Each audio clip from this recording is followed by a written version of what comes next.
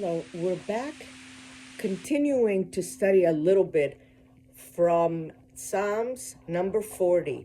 Yesterday we mentioned that it says, I have hope to you, God. That's what King David wrote. I have hope for you, and I hope for you every day. And I turn to you for my salvation, and you turn to me, and you have helped me. Now, if we read a little further, there are some beautiful verses that enumerate the ways in which David feels God has helped him. So we continue on 40. And it says, toward you I have turned, and you have listened to me, and you have helped me. And then he mentions a metaphorical pit that God has dug him and taken him out of. And of course, that can mean any of us that have a problem or a situation, and God digs us out of the mud, of the quagmire, of the quicksand, and rescues him. This is, of course, metaphorical, but we understand what he's talking about. And then he says, Vaya aleni, and you have taken me out of this pit, and you have redeemed me. And then that causes David to say, so that causes me to have a new song of praise and thankfulness to you, God. And everyone should see, and everyone should understand that you are the true salvation. And then he says something beautiful. Ashrei hagever asher sam Hashem miftacho.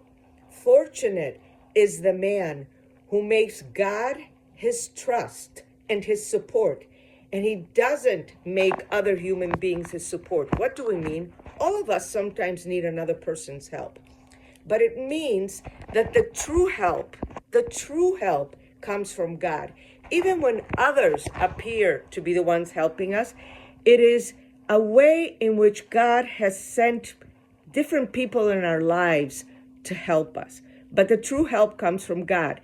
And ultimately, David recognizes that and thanks God and has songs of praise for him and says, even if I could praise you from now and forever, I could not praise you adequately because your kindness and your help is there every day. And I know that I can turn to you every day.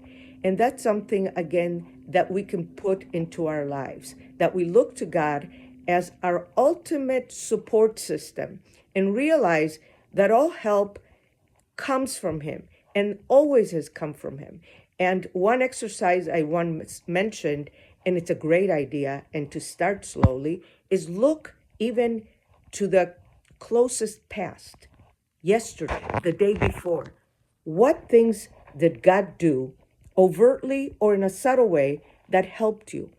It doesn't have to be a huge miracle. Things that suddenly solutions came to you.